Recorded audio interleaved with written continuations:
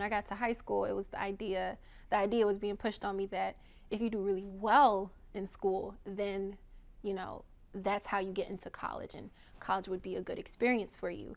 So all I could conceptualize at the time was that if you're a really great student, that's all you need to get into college. But I later found out that that's not all you need. I wish I knew more ahead of time. At the time when I went to start applying for colleges and I'm looking at prices now, I'm just like, oh, wow, I'm really going to need a loan. And my mom, she was kind of explaining to me, like, you know, you deserve this opportunity and I really would love for you to go.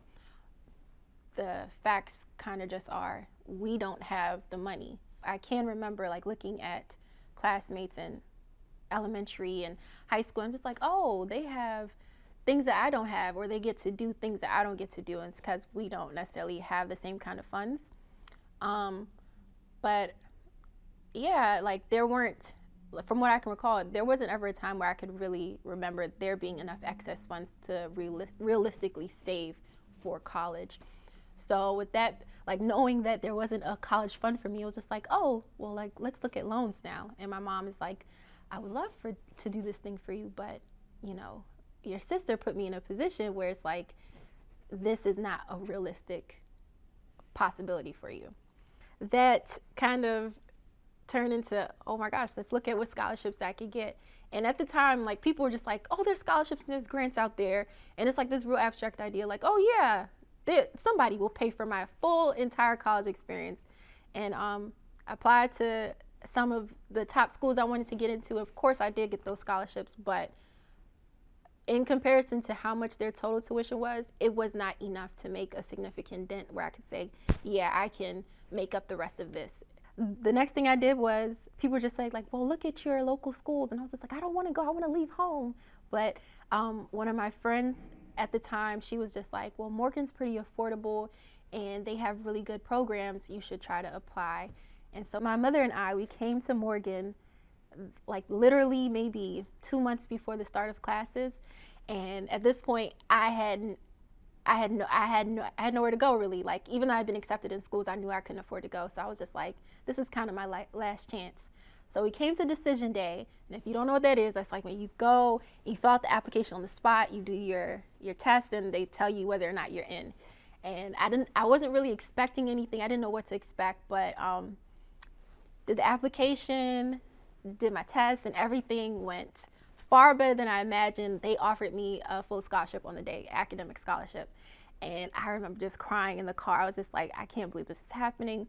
Oh my gosh, I didn't necessarily plan to go to Morgan, but now I'm going. And it was just a myriad of emotions I was experiencing. By the time I got to Morgan, I was already working. That summer right before I came to Morgan, I started pulling a lot of extra hours at the fast food job I was working because I needed to pay for my school supplies, like my laptop and clothes and books or whatever else I needed.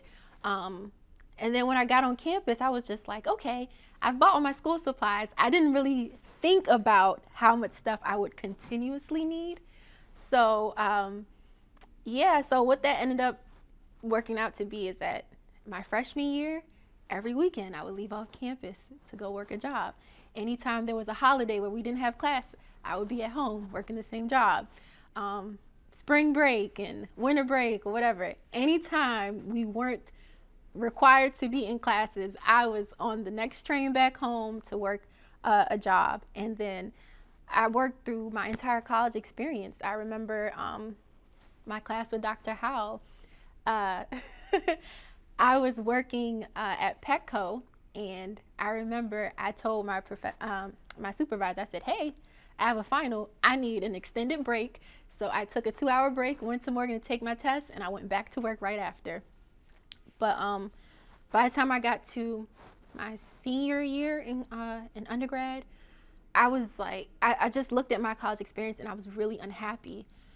I came to Morgan to really focus on the things that I was interested to learn more and to develop my mind and myself as a professional. And I was just like, I am about to graduate and I feel like I have missed out on so much because I was just so consumed with working, being able to just constantly worrying about providing for myself, whether that's, my rent, my food, my bills, whatever the case may be. I was just missing out on those really pivotal college experiences.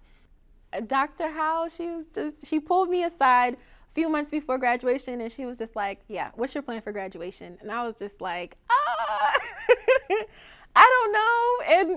And we kind of had a heart to heart, and she basically presented the opportunity for this fellowship program.